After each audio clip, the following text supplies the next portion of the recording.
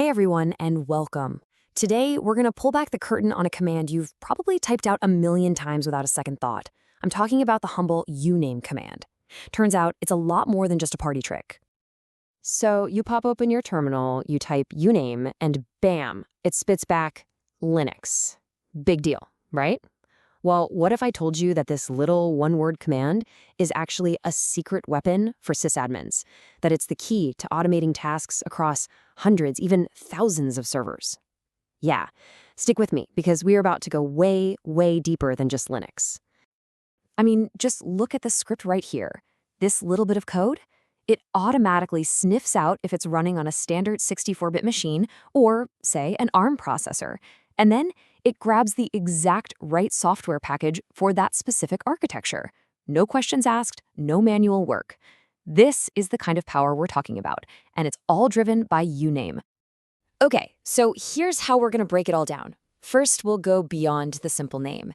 Then we'll get a complete system snapshot.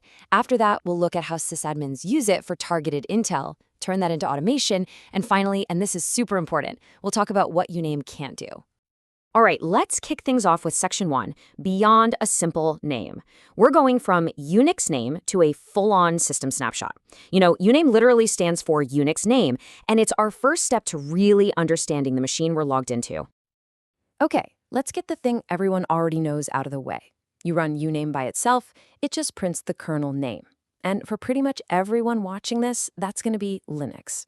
Cool, that's level 1. But the real magic, the stuff that makes this command so useful, is hiding just behind its options. And here it is, the key to the whole kingdom, the A flag. That A stands for all, and it's no joke. With one simple command, you get this complete one-line DNA profile of your entire system. Now, I know, it might just look like a big jumble of letters and numbers right now, but trust me, every single piece of that string is pure gold.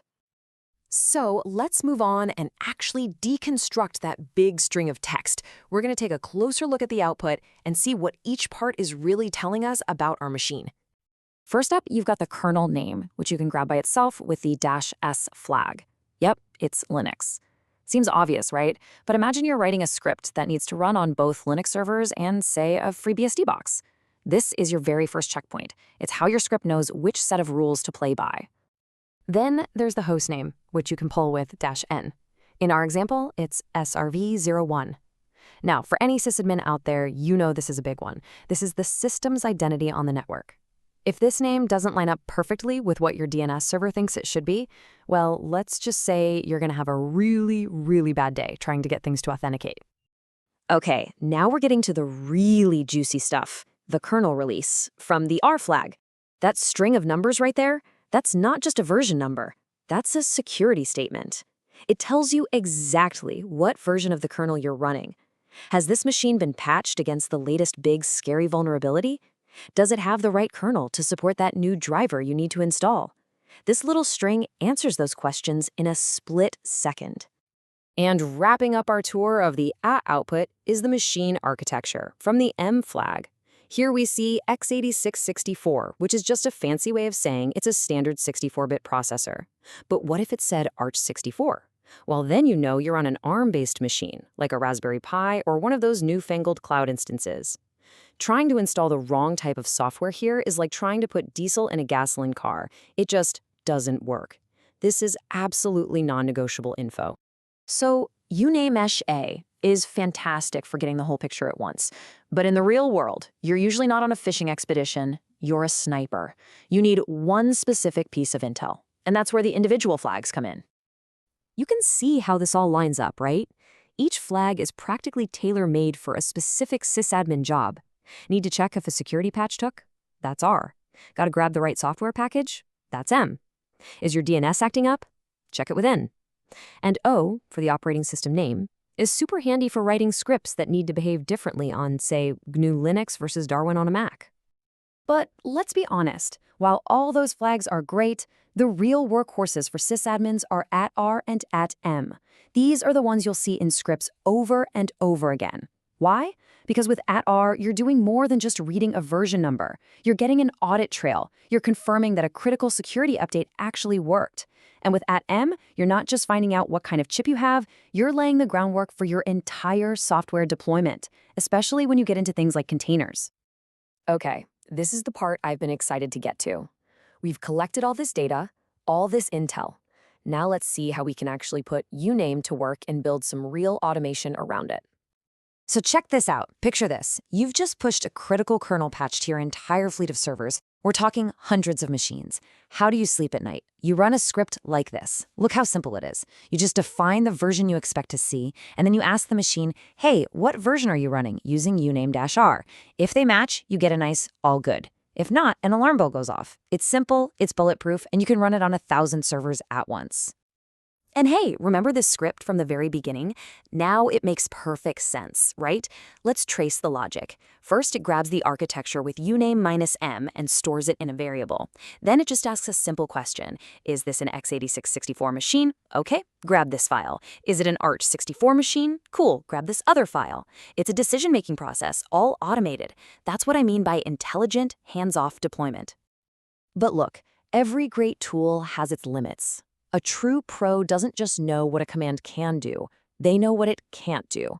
So to really master uname, we have to talk about its blind spots and know which tool to grab from the toolbox instead.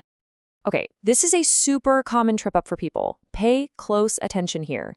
Uname-r gives you the kernel version. Think of the kernel as the engine in your car. It's powerful, it's essential, but it's not the whole car.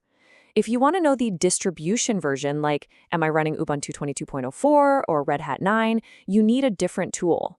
LSB release-A is a great one for that. It tells you the whole make and model, not just what's under the hood. And here are a few more pro tips to keep in your back pocket. First, that P flag for processor, yeah, just don't use it. Half the time, it just comes back with unknown. If you want real CPU info, LSCPU is your friend. Also, be really careful with the D flag for domain name. It's a GNU thing, so it'll break your script if you try to run it on a Mac or BSD system. And finally, if you're trying to figure out if you're inside a virtual machine, don't guess. Use a tool like dmej or LSHW to get a rock-solid answer. You know, there's a quote in a popular sysadmin guide that I think just nails it. It calls uname a tiny yet powerful utility that every sysadmin should master. And that's exactly right. It's easy to dismiss it as a beginner's command, but it's truly a fundamental piece of the puzzle for managing systems at scale. And really, that's the main thing to remember.